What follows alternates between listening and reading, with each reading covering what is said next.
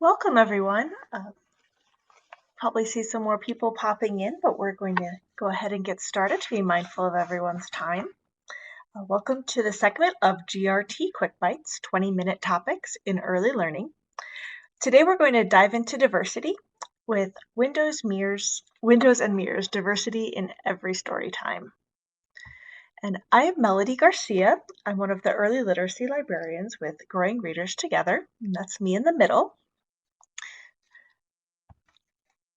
Just to give you a little bit of background about Growing Readers Together, this is a project of the Colorado State Library, and it's focused on reaching and connecting family, friend, and neighbor caregivers with resources in their local libraries. In Colorado, it's estimated that up to 57% of children under 6 are cared for informally by family members, friends, and neighbors, commonly referred to as FFN caregivers. And this was pre-COVID, so with the toll that the pandemic has had on childcare, that number has most likely increased significantly. As families face less access to professional childcare, more and more children are going to be cared for by adults in their circle that may have a wide range of experiences. And Growing Readers Together is committed to leveraging the library to support these caregivers and enhance their early learning opportunities. Quite likely, these informal caregivers are in your community and may be looking to your library for resources. So the public library is perfectly situated to nurture early learning, particularly for children in informal care, without those professional support systems. So it's our hope that by making early literacy intentional, transparent, and accessible in all Colorado libraries, every child can have access to early learning opportunities regardless of their care situation. When these children and caregivers turn to the library, whether it's virtually or in person, it is so important that they feel that they are welcomed and belong at your library, which is one of many reasons why diversity is so important to children's services.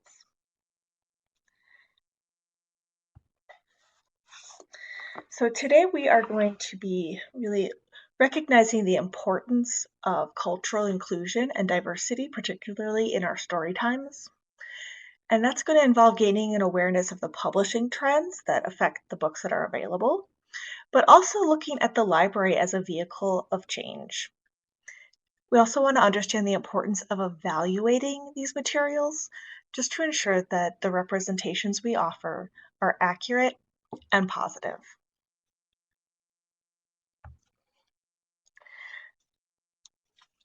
So if you're not familiar with the term windows and mirrors, this came from a 1990 essay by Rudine Sims Bishop, where she eloquently described children's literature as offering windows, mirrors, and sliding glass doors.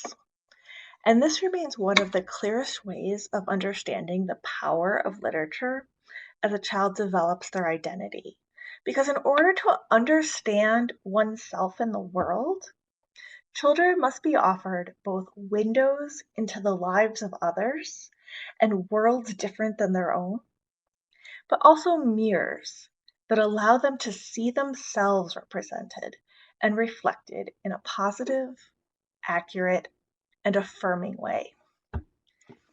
And we all know that books have these magical powers. But so often, minority children have not seen themselves reflected.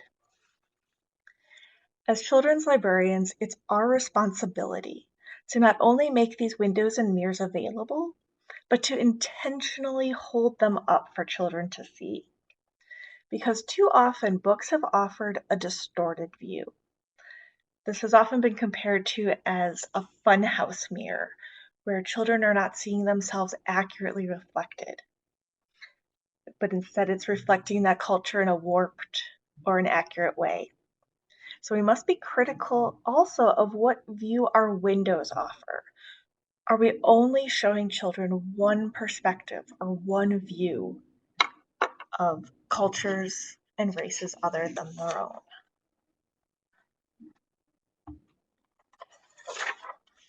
Unfortunately, publishing trends in children's literature have been known to give children a distorted view. For decades, children's books offered thousands of mirrors for white children from traditional families to view themselves. And the handful of children of color represented in books were often depicted in distorted or even degrading ways.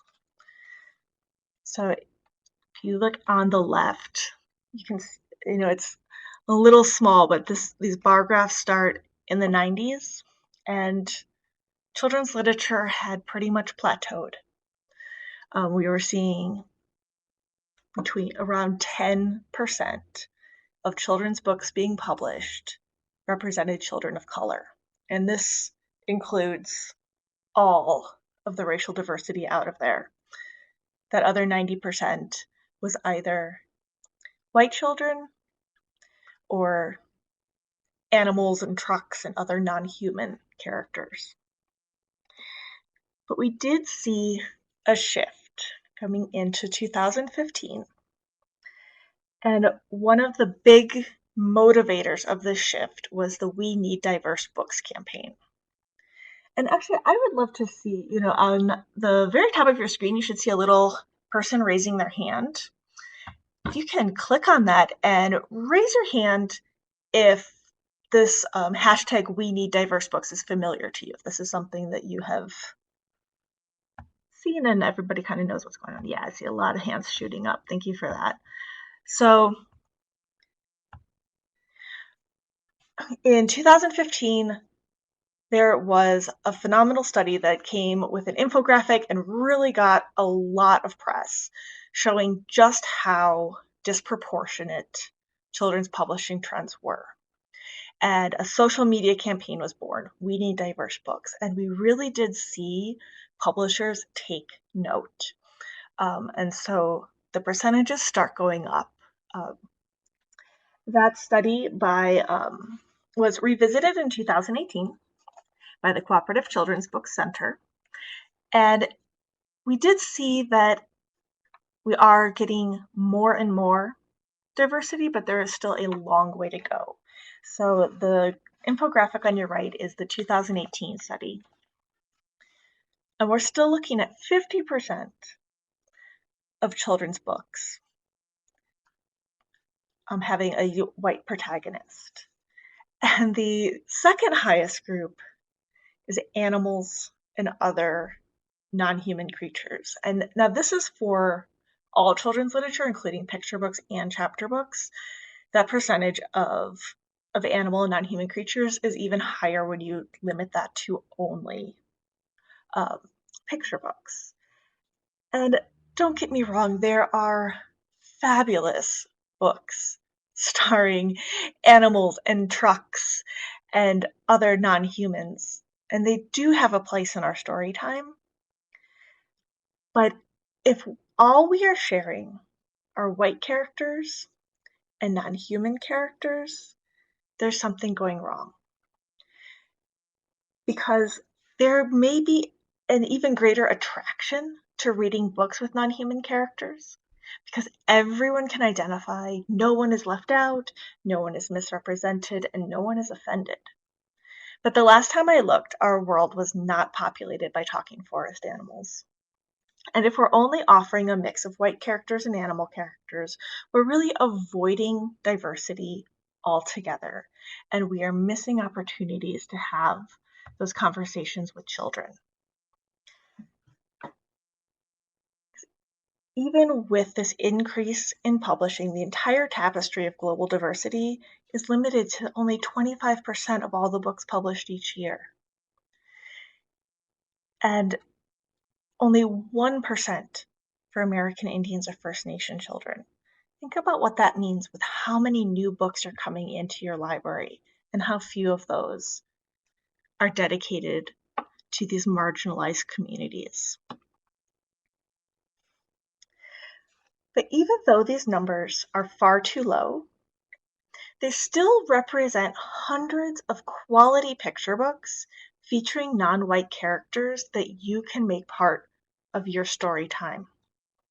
If you're not already, my hope is that today you commit to prioritizing picture books that feature non-white characters in every single story time. whether it's so that a child and caregiver can see themselves reflected and feel that they belong in your library, or to offer a window into a more diverse and colorful community.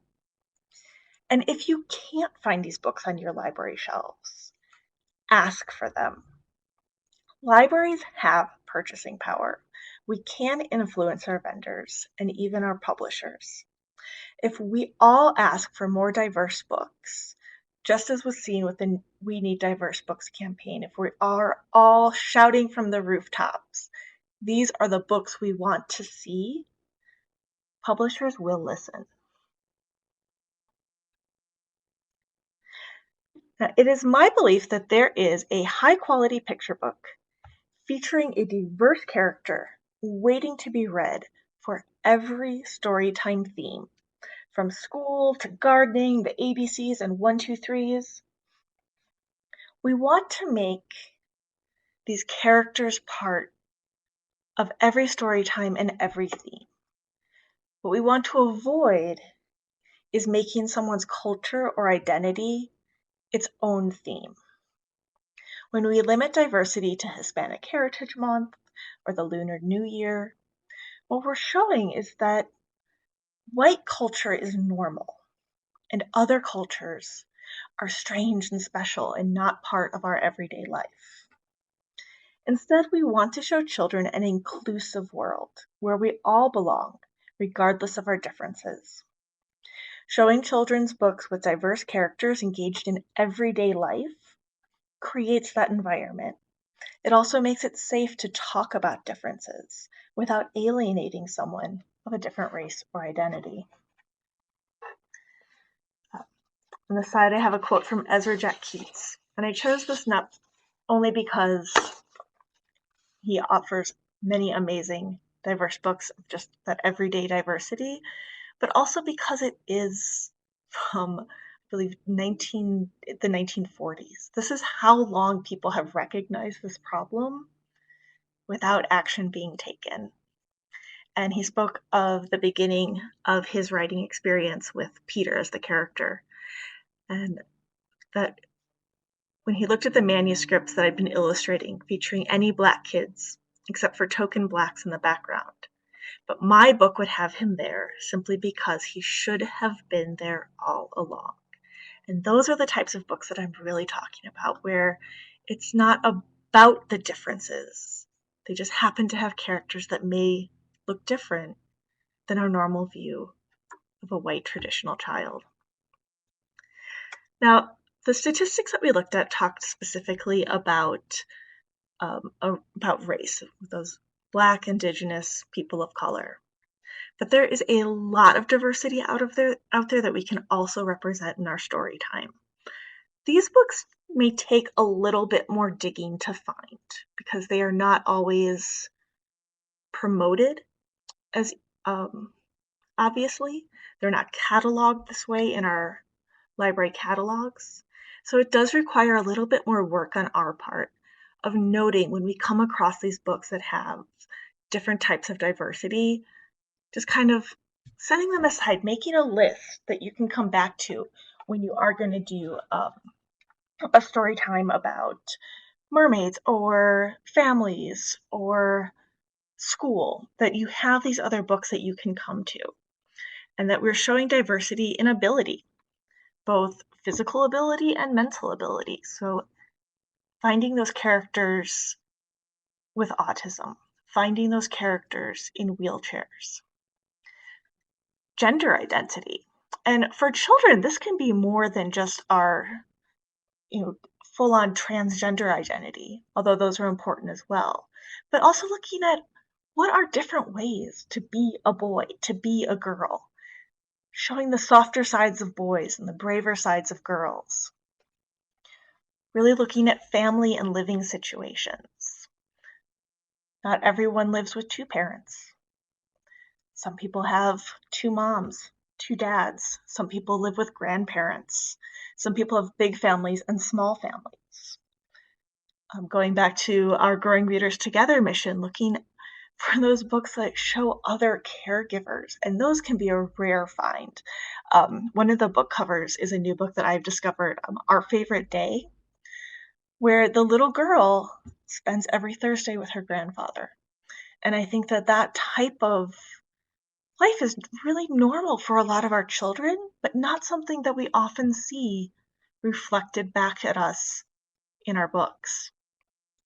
Looking at different religion, and again, being really careful to not just make it about the holiday, but keeping an eye out for those books that show a child wearing a yarmulke. Geographic location as well. And this goes beyond just where in the world you are, but often finding children in rural geographic situations can be a rare find. We so often just see children either in cities or children in suburbs. Economic diversity, body type diversity is one that I kind of keep an eye out for. I've absolutely fallen in love with the book Lovely just because of they really look at just how different people can be.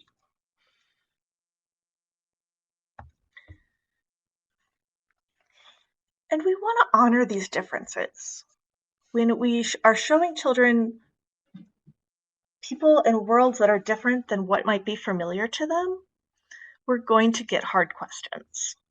And it's important to make that space in your story time to talk about those differences. Reading with children to kind of promote that critical thinking. And this can really turn things on its head as well, especially if you have an older preschool story time where they're really getting those critical thinking skills. If you're reading a book that does have an all-white cast of characters, stopping to ask, who is missing from this picture? Can be an eye-opening question. And be prepared for children to ask those hard questions. We don't want to just shut down the child who sees someone who looks different than them and asks, why are they wearing that? Why is their hair so weird? Being prepared for those questions will allow you to kind of take that in and turn it around. Be ready to rephrase that awkward question. Her hair does look different, doesn't it? People have all different kinds of hair, don't we? Also admit those gaps in your own knowledge. If you're reading about cultures that are different than you might not know the answer to a question. And instead of making it up, take that librarian role. I don't know what that food is made from, but after story time, let's look it up.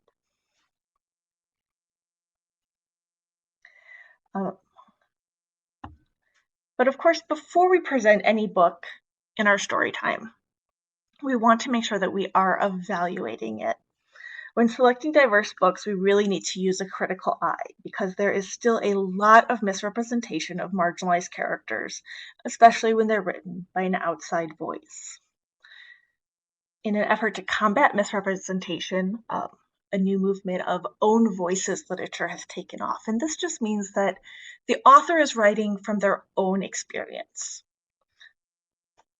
Now, that doesn't mean that no book can be written about an experience different than the author, but we do want to make sure we're asking questions. When and where was the book written? How familiar is the author with the culture represented? And what is it presenting as normal? Again, we want to avoid that feeling of alienation. Does the book make any assumptions about age, gender, race, class, sexuality, and culture, and including that of the reader? Because so often books are written for a white audience, even if they're written about a non-white culture. Especially when dealing with picture books, we also want to take a critical look at the illustrations, making sure that they are accurate, positive, and free of stereotypes. I am kind of hurrying it along because I know we are getting towards the end of our 20 minutes. Once we feel like we have this established in our story time, we can also really look beyond the books as well. We can find diversity in the music and songs we sing, because so often we rely on those European nursery rhymes, but there are many cultures that have many traditional songs that are really fabulous for story time as well. We also want to look at the toys that we're providing in our library when we are back and providing toys again. Making sure that our spaces are accessible to children of all abilities. And also looking at who is pictured in our promotions and displays. I've used a recent campaign from the Denver Public Library who used the phrase of "you're welcome here" and just showed an amazing diverse array of faces of everyone that is welcome in their library, everyone in their community.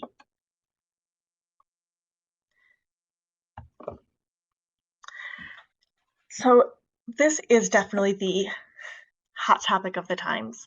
And if you want to continue diving into this, we actually have another longer webinar, CSL in session, on Thursday, August 27th at 12. That's going to look more at having those tough discussions of really bringing race into the conversation with children. And we are going to hopefully be following it up. We have yet to schedule it, but if you are part of the SysLib listserv, we'll definitely be sending out the invitation.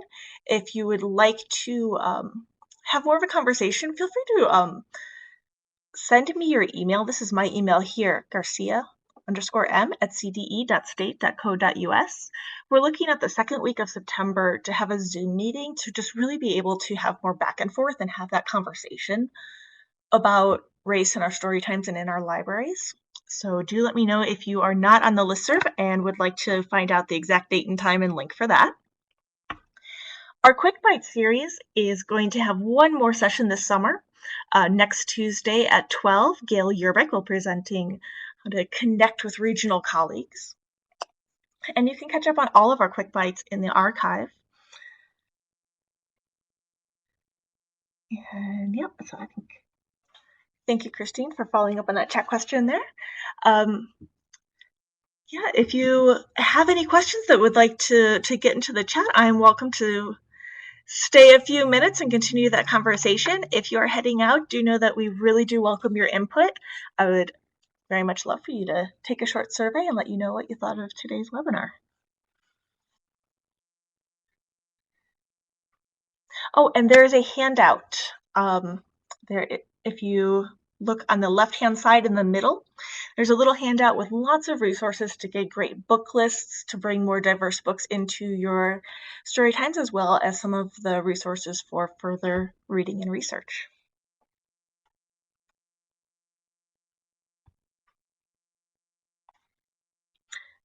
And yes, Jennifer, this is going to be recorded. I think you can put that link back in so you can see it. Oh, yep. Thank you, Christine.